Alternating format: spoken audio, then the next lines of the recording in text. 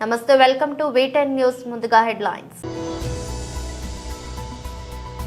వైఎస్ఆర్సీపీ అధికార ప్రతినిధి Shyamala press meet.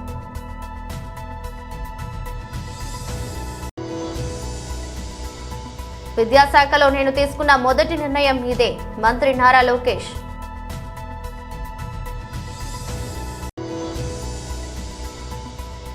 Sircilla BRS నాయకులు కార్యకర్తల సమావేశం.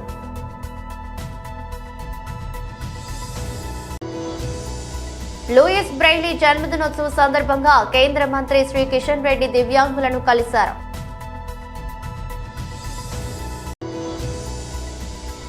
సిడ్నీ టెస్టులో T20 తరహా బ్యాటింగ్ తో రికార్డు నమోదు చేసిన రిషబ్ పంత్. వైఎస్ఆర్సీపీ అధికార ప్రతినిధి శ్యామల ప్రెస్ మీట్ నిర్వహించారు. ఇప్పుడు ఈ ప్రస్తావన ఎందుకు తీసుకొస్తున్నాను అంటే, చంద్రబాబు నాయుడు గారు మా అక్క చెల్లెమ్మలని, మా మహిళలని మరోసారి నమ్మించి మోసం చేశారు. ఆయన మాకు ఇస్తానన్న వాగ్దానం నిలబెట్టుకోలేకపోగా, ఇస్తానన్న హామీలు ఇవ్వకపోగా, జగనన్న ఇస్తున్న పథకాల్ని కూడా ఆపేసి ఈ రోజున ఆంధ్ర రాష్ట్రంలో ఉన్న మహిళలకి, ఆడపిల్లలకి, వారి కుటుంబాలకి తీవ్ర ద్రోహాన్ని చేశారు. ఎన్నికల సమయాల్లో సూపర్ 6 అంటూ పెద్ద పెద్ద బ్రాండింగ్స్ వేసుకున్నారండి కూటమి ప్రభుత్వం. మనం చూడొచ్చు ఇక్కడ ఈ సూపర్ 6 అంటూ ఈ పెద్ద పెద్ద బ్రాండింగ్ ని పట్టుకుని కూటమి నాయకులు పవన్ కళ్యాణ్ గారితో సహా ప్రతి ఇంటికి తిరిగి ఈ హామీలన్నీ ఒక పేపర్ పై పెట్టి నాయకులు సంతకాలు చేసి ప్రజలకు ఇచ్చారు. దీన్ని ఒక బాండ్ పేపర్లా భావించండి, మా హామీలకి ఎటువంటి ఢోకా లేదు అని చెప్పారు. అందరూ సంతకాలు చేశారు. కానీ ఈ రోజున అధికారంలోకి వచ్చిన తర్వాత వీటి ఊసే లేదు. ఆ రోజున మీరు అబద్ధాలు చెప్పి బాండ్ పేపర్లు అంటూ ప్రతి ఒక్కళ్ళు సంతకాలు చేసి ఈ పేపర్ని ప్రజల చేతిలో ఇలా పెట్టి ఈ రోజున మీరు వచ్చిన తర్వాత వాటి ఊసే ఎత్తకుండా ప్రజల్ని మోసం చేస్తుంటే, ఆ రోజు మీరు పెట్టిన సంతకాల విలువేంటో మీరే చెప్తున్నారు. ఇదేనా మీ సంతకం విలువ? ఈ రోజు ఉదయం జగనన్న కూడా ఇదే విషయమై ఆంధ్ర రాష్ట్ర ప్రజల పక్షాన, అలాగే మహిళల పక్షాన ఎదుర్కొంటున్నటువంటి సమస్యలపై, ఎగ్గొట్టేసిన హామీలపై ట్విట్టర్ వేదికగా చంద్రబాబు నాయుడు గారిని నిలదీయడం జరిగింది. ఇప్పుడు ఒక సాటి మహిళగా మా మహిళలకు జరుగుతున్న అన్యాయాలపై నేను కూడా అడుగుతున్నాను. ఎందుకని ఇలా పదే పదే మహిళల్ని మీ మాటలతో నమ్మించి మోసం చేస్తున్నారు? ఇది చీటింగ్ కాదా? ఇది అన్యాయం కాదా? అసలు ఇలా మహిళల్ని మోసం చేస్తున్నందుకు చట్టపరంగా మీ పైన 420 కేసు పెట్టచ్చు. ఎందుకు మీరు ఇచ్చిన వాగ్దానాలపై మీకు అంత చులకన భావం? ఎందుకు మీ మేనిఫెస్టో అంటే మీకు అసలు అంత లెక్క లేదు? ఎందుకు ప్రజలకు ఇచ్చిన మాటల్ని టేక్ ఇట్ ఫర్ గ్రాంటెడ్ గా తీసుకుంటారు మీరు?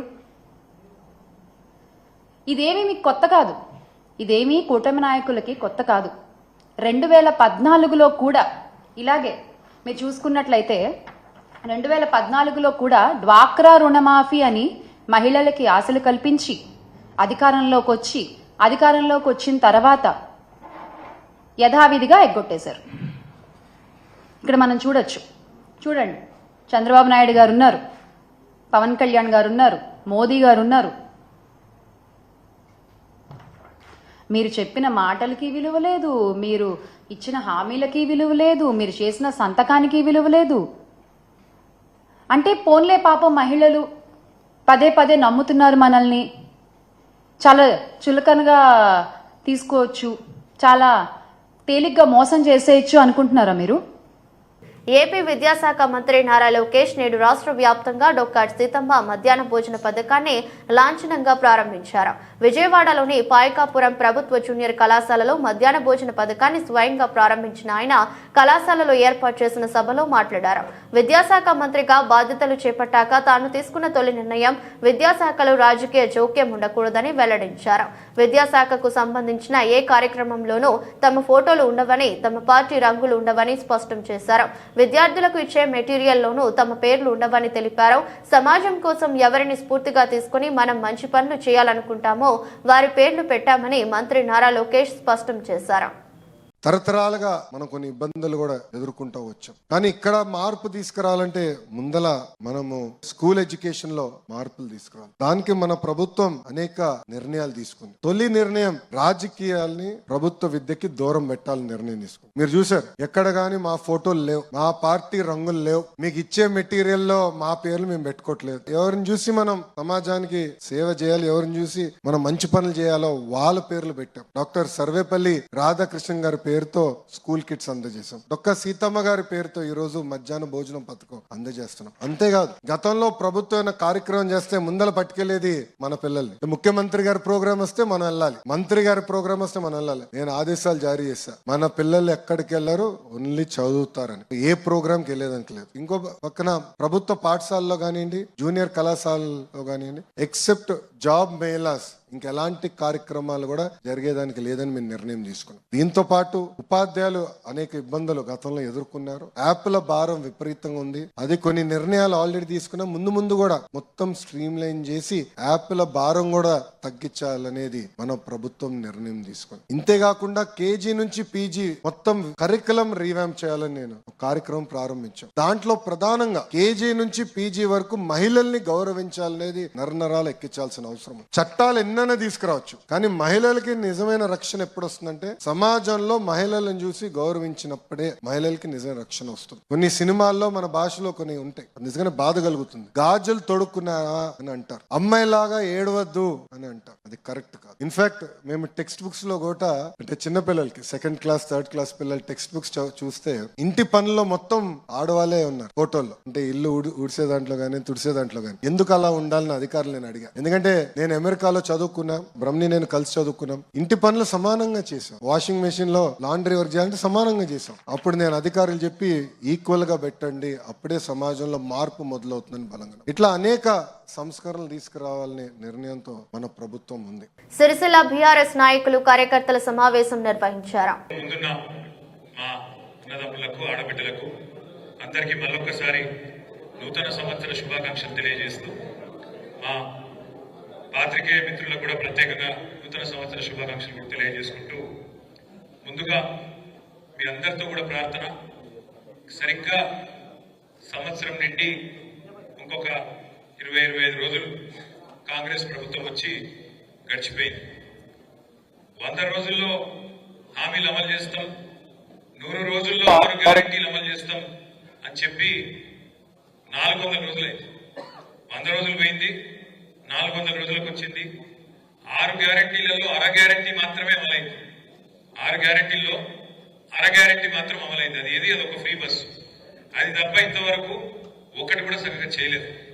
కాకపోతే ఇక వాళ్ళ మాటలు, దబాయింపులు, ఊకదంపుడు ఉపన్యాసాలు ఇవన్నీ చూసి ఇప్పుడే వినోదన్న చెప్పినట్టు నాకు కూడా వశం కాక రుణమాఫీ మీద అబద్ధాలు చెప్తుంటే మొన్న అసెంబ్లీలో అడిగిన, ముఖ్యమంత్రి ఉన్నాడు ఎదురుగానే, మొత్తం మంత్రులు ఉన్నారు, కాంగ్రెస్ వాళ్ళు అందరూ ఉన్నారు, ఎమ్మెల్యేలు, వాళ్ళందరూ కూడా చెప్పినాడు, మీరు చెప్పిన మాటల్లో వాస్తవం ఉంటే, అసెంబ్లీలోనే చెప్తున్నా, మీరు చెప్పిన మాట వాస్తవం అయితే 2 లక్షల రూపాయలు రుణమాఫీ చేసినామని మీరు ఏదైతే చెప్తున్నారో, కావాలంటే ఇడికెళ్ళి ఒక బస్ చేసుకుని అందరం కలిసి పోదాం, ముఖ్యమంత్రి సొంత ఊరు కొండారెడ్డిపల్లికి పోదామా, ముఖ్యమంత్రి నియోజకవర్గం కొడంగల్ పోదామా, లేదా నా నియోజకవర్గం సిరిసిల్ల కాదు, రాజకీయ సన్యాసం తీసుకుని అక్కడికి వెళ్ళండి మీకు అని చెప్పారు. కానీ కాంగ్రెస్ వాళ్ళు పాపం వాళ్ళు బయటనేమో నరుకుతుండ్రు, అసెంబ్లీలో అడిగే వరకు నోరు పడిపోయినట్టు అయిపోయింది. ఏం చెప్పాలి, అటు ఇటు ఇటువంటి చూసారు. వెనకకెళ్ళి పెద్దపల్లి ఎమ్మెల్యే లేచాడు జంగుమని. పెద్దపల్లి ఎమ్మెల్యే ఉన్నాడు విజయరామరావు, మా మాజీ ఎమ్మెల్యే మనోహర్ రెడ్డి సాబుడు ఇక్కడే ఉన్నాడు. విజయరామరావు లేచాడు, ఆయన ఎందుకు రేషం వచ్చింది లేచాడు, మైక్ తీసుకున్నాడు. ఏం చెప్తాడా నేను అనుకుంటున్నాను, మీరు రాత్రి తమ్ముంటే పెద్దపల్లికి మా దగ్గర 70% రుణమాఫీ అయింది అన్నాడు. నేను అదే, మీరు సిగ్గులేదురా పోయి, మీకు ముఖ్యమంత్రి 100% అంటాడు, ఎమ్మెల్యే 100 అంటాడు, బయట బ్యాంక్ కూడా చాలా అంటాడు, బయట మాత్రమేమో 20% కాలేదు, సిగ్గు ఇచ్చేది లేదు మీకు, కనీసం అబద్ధాలు చెప్పుకుంటున్నారా ట్రైనింగ్ తీసుకొని చిన్న మీరు బేకారు అని చెప్పాను. వాళ్ళ వాస్తవం ఏంటంటే వాళ్ళకు పరిపాలన సాధన అయితే లేదు, వాళ్ళకు నడపస్తలేదు, నడప రాక ముఖం బాగాలేక అద్దం పలుకుతున్నాడు ఎక్కడికోడు గట్ల. ఇప్పుడు ఏంది, నాకు నడప సాధన అయితే లేదు, ఏం చేయాలి మరి నేను, రాష్ట్రం పరిస్థితి బాగలేదు అని చెప్పాలి. రాష్ట్రం పరిస్థితి కాదు, నీ నెత్తి బాగలేదు, నీ నెత్తిలో గుజ్జు లేదు, దానికి ఎవడేం చేస్తాడు? నీకు తెలివి లేక శాతగాక దద్దమ్మవై అడ్డగోలు హామీలు ఇచ్చి పనికిమాలిన హామీలు ఇచ్చి 100 రోజుల డైలాగులు కొట్టి అఫిడవిట్లను పోజులు కొట్టి దేవుళ్ళ మీద ఒట్లు పెట్టి ఏదో పీకుతామని ఏదో పెద్ద బిల్డప్ ఇచ్చి వచ్చి ఏమైతుంది? శాతం అయితే లేదు, ఏం చేయాలో తెలుస్తలేదు. తెలియక ఇప్పుడు నేను ఇక్కడికి వస్తుంటే ఇక్కడ చూసిన బయట మనం కరెక్ట్ గా మన ఆఫీస్ ఎదురుగా టెంట్ వేసుకున్నాం. ఎవరు? సర్వశిక్ష అభియాన్ ఉద్యోగులందరూ టెంట్ వేసుకున్నారు. నేను అడిగితే వాళ్ళు ఏందమ్మా ఏమైంది? ఏం లేదు సార్, ఈ రేవంత్ రెడ్డి సరిగ్గా నవంబర్ 23 లూయిస్ బ్రెయిలీ జన్మదినోత్సవం సందర్భంగా కేంద్ర మంత్రి శ్రీ కిషన్ రెడ్డి దివ్యాంగులను కలిశారు. వాళ్ళ జీవితాలలో ఒక వెలుగు ప్రసాదించినటువంటి గొప్ప మహానుభావుడు లూయిస్ బ్రెయిలీ యొక్క జయంతి కార్యక్రమాన్ని బీజేపీ రాష్ట్ర కార్యాలయంలో ఈరోజు నిర్వహించుకోవడం జరిగింది. జీవితంలో దివ్యాంగులకు అన్ని రకాలుగా ఈ సమాజం ఆదుకోవాల్సినటువంటి అవసరం ఉంటుంది. దివ్యాంగులకు సంబంధించి ఏ ప్రభుత్వం అయినప్పటికీ వాళ్లకు ఏ రకమైనటువంటి నిధుల కొరత లేకుండా చూడాల్సినటువంటి అవసరం ఉంది. ప్రభుత్వము సంక్షేమం కోసం 100 రూపాయలు ఖర్చు పెడుతున్నప్పుడు ఆ 100 రూపాయలలో మొదటి రూపాయి దివ్యాంగుల కోసం ఖర్చు పెట్టాలనేది ఈరోజు అందరి ముందు చర్చించాల్సినటువంటి అంశం. అది ఏ ప్రభుత్వం అయినా కూడా దివ్యాంగులకు నిధుల కొరత లేకుండా చూడాల్సినటువంటి అవసరం ఉంది. నరేంద్ర మోడీ గారి నాయకత్వంలో దివ్యాంగులకు అనేక రకాల చర్యలు తీసుకున్నాం. ఈరోజు దేశవ్యాప్తంగా దివ్యాంగులకు ఏ రకమైనటువంటి పరికరం కావాలన్నా కూడా అది ట్రైసైకిల్ కానీ, బ్యాటరీతో కూడినటువంటి ట్రైసైకిల్ కానీ, దివ్యాంగులకు కావాల్సినటువంటి చదువుకోవడానికి కావాల్సినటువంటి ప్రత్యేక మొబైల్ ఫోన్ కానీ, వీల్ చైర్ కానీ, స్టిక్కర్స్ ఏదైనా కూడా ఈరోజు కేంద్ర ప్రభుత్వము మరి అనేక రకాలుగా ఎన్ని వందల కోట్ల రూపాయల ఖర్చు అయినా సరే ఉచితంగా ఇవ్వాలనేది నిర్ణయం తీసుకొని అది ఇంప్లిమెంట్ చేస్తూ ఉన్నాం. అది ఏ రకమైనటువంటి వస్తువు వాళ్ళ జీవితంలో వాళ్ళకి కావాల్సి ఉంటే అది ఇవ్వడానికి ఈరోజు కేంద్ర ప్రభుత్వం నిర్ణయం తీసుకొని దివ్యాంగులకు వస్తువులు అందజేస్తూ ఉంది. ఇప్పటికే కొంత హైదరాబాద్లో కొన్ని క్యాంపులు, అసెస్మెంట్ క్యాంపులు దివ్యాంగులందరినీ పిలిచి మీకు ఏం కావాలా, ఏ వస్తువు కావాలా, మీరు దినసరి కార్యక్రమాలు కొనసాగించడం కోసం ఏం కావాలని చెప్పి వాళ్ళని అడిగి ఆ రకంగా అసెస్మెంట్ చేసి క్యాంపులు నిర్వహిస్తూ ఉన్నాం. తొందరలోనే వాళ్ళందరికీ వాళ్ళు అడిగినటువంటి వస్తువులు కూడా ఇవ్వబోతూ ఉన్నాం. అంతేకాకుండా దివ్యాంగులకు 3% ఉన్నటువంటి రిజర్వేషను నరేంద్ర మోడీ గారి ప్రభుత్వం వచ్చిన తర్వాత 4% పెంచడం జరిగింది.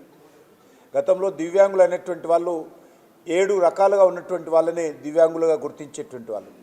ఈరోజు 21 రకాలుగా ఉన్నటువంటి మరి శరీరంలో లోపాలు ఉన్నటువంటి 21 రకాలకు సంబంధించినటువంటి వాళ్ళందరినీ కూడా దివ్యాంగులుగా గుర్తించి వాళ్ళకి అన్ని రకాలుగా ఆదుకునేటువంటి ప్రయత్నం ప్రభుత్వాల నుంచి అందించేటువంటి ప్రయత్నం చేస్తూ ఉన్నాం. అదేవిధంగా దివ్యాంగులకు రక్షణ కల్పించేటువంటి వాళ్ళని ఎవరిని కూడా విమర్శించకుండా, వాళ్ళని అవమానం చేయకుండా వాళ్ళకు రక్షణ కల్పించేటువంటి చట్టాన్ని కూడా రాజ్యాంగబద్ధంగా ఈరోజు నరేంద్ర మోడీ గారి ప్రభుత్వము వాళ్ళకు కల్పించడం జరిగింది. అంతేకాదు గతంలో దివ్యాంగులను అవయవ లోపం ఉన్నటువంటి వాళ్ళు అని మాటతో అర్థం వచ్చే విధంగా వాళ్ళని పిలువబడేటువంటి వాళ్ళు ఈరోజు ఆ మాటను నిషేధించి దివ్యాంగులు అనేటువంటి ఒక మంచి పదము, దేవుడి బిడ్డలు అనేటువంటి ఒక మంచి పదాన్ని నరేంద్ర మోడీ గారు స్వయంగా సూచించి ఈరోజు దేశవ్యాప్తంగా మరి అవయవ లోపం ఉన్నటువంటి వాళ్ళందరూ కూడా దివ్యాంగులుగా పేరు పెట్టినటువంటి ఘనత మన భారత ప్రధానమంత్రి నరేంద్ర మోడీ గారికే దక్కుతుంది.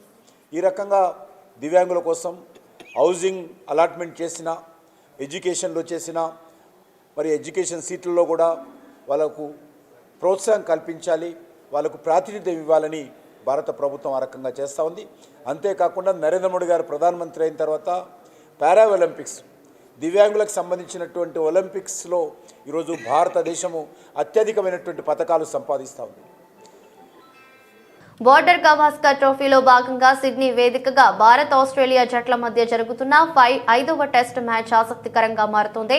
ఆట రెండవ రోజున తొలి ఇన్నింగ్స్ లో ఆస్ట్రేలియాను 181 పరుగులకు ఆల్అౌట్ చేసిన టీమిండియా రెండో ఇన్నింగ్స్ బ్యాటింగ్ లో తడబాటుకు గురవుతోంది. రెండవ రోజు ఆట ముగిసే సమయానికి టీమిండియా స్కోరు 141/6గా ఉంది. యశస్వి జైస్వాల్ 22, కేఎల్ రాహుల్ 13, శుభ్మన్ గిల్ 13, విరాట్ కోహ్లీ 6, నితీష్ కుమార్ రెడ్డి 4 పరుగుల స్వల్ప స్కోర్లకే అవుట్ అయ్యారు. ముగింపు సమయానికి రవీంద్ర జడేజా 8, వాషింగ్టన్ సుందర్ 6 పరుగులతో క్రీజులో ఉన్నారు. అయితే 5వ స్థానంలో బ్యాటింగ్ చేసిన రిషబ్ పంత్ మిగతా బ్యాటర్ల కంటే భిన్నంగా ఆడాడు. దూకుడుగా ఆడి ఆస్ట్రేలియా బౌలర్లకు చుక్కలు చూపించాడు. టీ20 తరహా బ్యాటింగ్ తో బెంబేలెత్తించాడు. సిక్సర్లు, ఫోర్లతో విరుచుకుపడి కేవలం 29 బంతుల్లోనే అర్ధ సెంచరీ పూర్తి చేసుకున్నాడు. మొత్తం 33 బంతులు ఎదుర్కొన్న పంత్ 184.85 స్ట్రైక్ రేట్ తో 61 పరుగులు సాధించి అవుట్ అయ్యాడు. తన ఇన్నింగ్స్ తో 6 ఫోర్లు, 4 సిక్సర్లు ఉన్నాయి. మిచెల్ స్టార్క్ వేసిన 23వ ఓవర్లో పంత్ వరుసగా 2 సిక్సర్లు బాదాడు. మిగతా బౌలర్లను కూడా వదలలేదు. కమిన్స్ బౌలింగ్ లో వికెట్ కీపర్ అలెక్స్ కెరీకి క్యాచ్ ఇచ్చి వెనుదిరిగాడు. దీంతో టెస్టుల్లో ఎదుర్కొన్న బంతుల పరంగా అత్యంత వేగంగా అర్ధ సెంచరీ సాధించిన రెండవ భారతీయ ఆటగాడిగా పంత్ రికార్డు నెలకొల్పాడు. మొదటి స్థానంలో కూడా పంత్ ఉండటం విశేషం. ప్రైవేటు రంగ టెలికాం కంపెనీలో నెలకొన్న పోటీ నేపథ్యంలో యూజర్లను కాపాడుకునేందుకు కొత్తగా వినియోగదారులను ఆకర్షించేందుకు కంపెనీలు వివిధ రకాల ఆకర్షణీయమైన ప్లాన్లను ప్రకటిస్తున్నాయి. జియో, భారతీ ఎయిర్టెల్ టెలికాం సంస్థలు తమ 4G యూజర్లకు నిర్దేశిత ప్లాన్ పై అన్లిమిటెడ్ 5G డేటాను ఉచితంగా ఇస్తున్న తరుణంలో పోటీని తట్టుకునేందుకు వొడాఫోన్ ఇండియా సరికొత్త ఆఫర్ను తీసుకువచ్చింది. తమ వినియోగదారుల కోసం Vodafone idea super hero prepaid plan ను తాజాగా తీసుకువచ్చింది. 3,599 లేదా 3,699 లేదా 3,799తో రీఛార్జ్ చేసిన వారికి ఏడాది పొడవునా అర్ధరాత్రి 12 గంటల నుంచి మధ్యాహ్నం 12 గంటల వరకు అపరిమిత డేటా అందిస్తుంది. మిగతా 12 గంటల పాటు ప్రతిరోజు 2GB డేటా ఉపయోగించుకోవచ్చు. ఒకవేళ ఈ డేటాను వినియోగించుకోకపోతే వారాంతం వరకు ఇది రోల్ ఓవర్ అవుతుంది. అంటే వీకెండ్ ముగిసేలోగా ఆ మొత్తం డేటాను వాడుకోవచ్చు. అయితే ఈ ప్లాన్లు మహారాష్ట్ర, ఢిల్లీ, గుజరాత్, తమిళనాడు, కేరళ, పశ్చిమ బెంగాల్, పంజాబ్, హర్యానా సర్కిళ్లలో మాత్రమే అందుబాటులో ఉన్నాయి. 3,699తో రీఛార్జ్ చేస్తే ఏడాది పాటు Disney plus Hotstar mobile subscription ను ఉచితంగా పొందవచ్చు. 3,799తో రీఛార్జ్ చేస్తే డిజ్నీ ప్లస్ హాట్స్టార్ తో పాటు అమెజాన్ ప్రైమ్ లైట్ సబ్స్క్రిప్షన్ ఉచితంగా పొందే అవకాశాన్ని కల్పించింది. సూపర్ హీరో ప్రీపెయిడ్ ప్లాన్లను త్వరలో ఇతర సర్కిళ్లకు తీసుకొచ్చే అవకాశం ఉందని సమాచారం. ఎమ్మెల్యే ఆఫీస్ క్యాంపు నుంచి ప్రసంగం. జేసీ ప్రభాకర్ రెడ్డి బీజేపీ పార్టీ పైన తీవ్రమైన విమర్శలపై స్పందించిన ఎమ్మెల్యే డాక్టర్ పార్థసారథి మీడియా సమావేశంలో మాట్లాడుతూ భారతీయ జనతా పార్టీ అనుబంధ సంస్థలు కానీ నోటికొచ్చినట్లు మాట్లాడితే జేసీ ప్రభాకర్ రెడ్డికి నేరుగా హెచ్చరిస్తున్నాను. నోటికొచ్చినట్టు మాట్లాడితే చూసి ఊరుకునే వాళ్ళు ఎవరూ లేరు. వాళ్ళు దగ్గర పెట్టుకుని నోరు అదుపు పెట్టుకుని మాట్లాడుకుంటే బాగుంటుందని భారతీయ జనతా పార్టీ గాని, భారతీయ జనతా పార్టీ సుదీర్ఘ అనుబంధ సంస్థలను గాని, ఆర్ఎస్ఎస్ మహోన్నతమైన సంస్థలపై నోటికొచ్చినట్లు మాట్లాడితే చూసి ఊరుకోము, తగిన బుద్ధి చెప్తామని హెచ్చరించిన వాల్మీకి ఎమ్మెల్యే డాక్టర్ పార్థసారథి. ప్రభాకర్ రెడ్డి గారు ఆరోపణ చేస్తా ఉన్నారు. భారతీయ జనతా పార్టీ వచ్చి బస్సులు కాల్చేసింది, భారతీయ జనతా పార్టీ కార్యకర్తలు వచ్చి బస్సులు కాల్చేశారని చెప్తా ఉన్నాడు. దీన్ని పూర్తిగా ఖండిస్తా ఉన్నా. భారతీయ జనతా పార్టీ కార్యకర్తలకు బస్సులు కాల్చే అలవాట్లు కానీ, గొడవలు చేసే అలవాట్లు కానీ, ఏదైనా కూల్చే అలవాట్లు లేనిటువంటి పార్టీ మాది. నిర్మాణాత్మకంగా ఆలోచన చేస్తాం. పార్టీ కార్యకర్తలు నిరంతరం దేశం కోసం, రాష్ట్రం కోసం, రాష్ట్ర రాజకీయాల్లో మార్పు కోసం ప్రయత్నం చేస్తుంటారు తప్ప ఏ రోజు కూడా ఇంకొక ఆస్తులు కూల్చాలనో, కాల్చాలనో, దౌర్జన్యాలు చేయాలనో, గొడవలు చేయాలనే ఆలోచనతో ఎప్పుడూ ఉండరు. ఈ విషయం ప్రభాకర్ రెడ్డి గారు అర్థం చేసుకోవాలి. రెండవది, భారతీయ జనతా పార్టీని, అనుబంధ సంస్థలని నోటికొచ్చినట్టు మాట్లాడుతూ ఉన్నాడు. జేసీ ప్రభాకర్ రెడ్డిని నేరుగా హెచ్చరిస్తా ఉన్నా.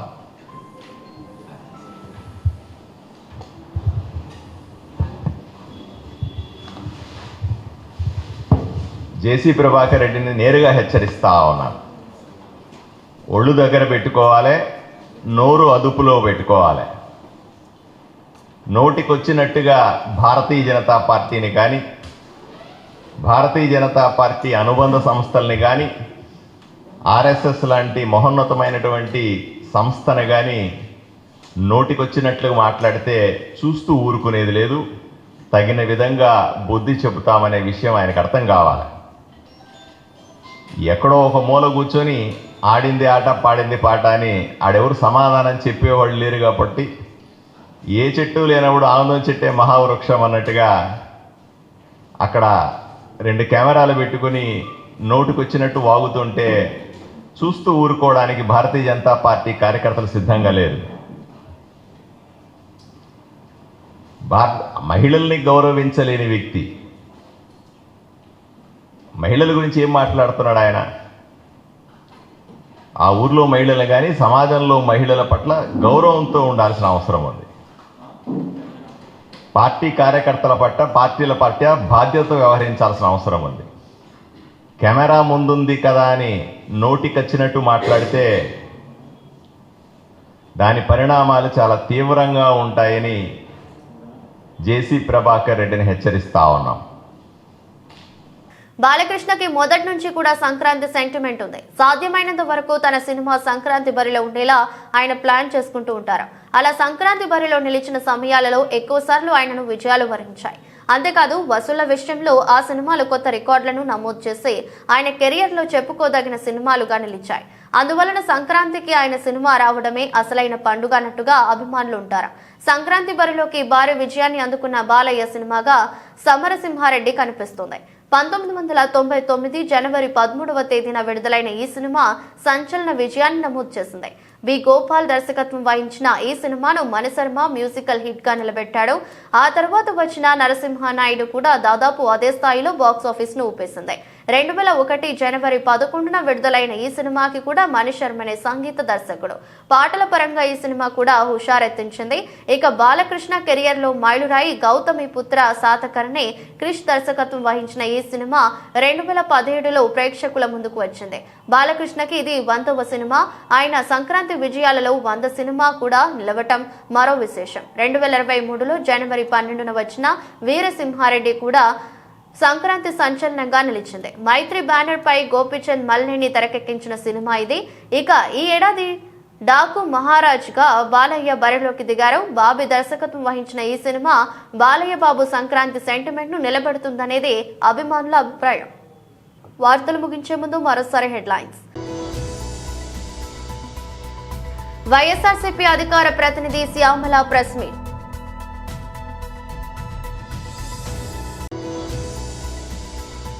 విద్యాశాఖలో నేను తీసుకున్న మొదటి నిర్ణయం ఇదే, మంత్రి నారా లోకేష్.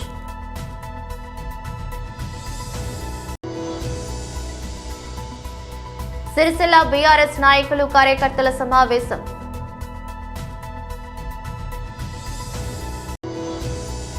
లూయిస్ బ్రెయిలీ జన్మదినోత్సవ సందర్భంగా కేంద్ర మంత్రి శ్రీ కిషన్ రెడ్డి దివ్యాంగులను కలిశారు.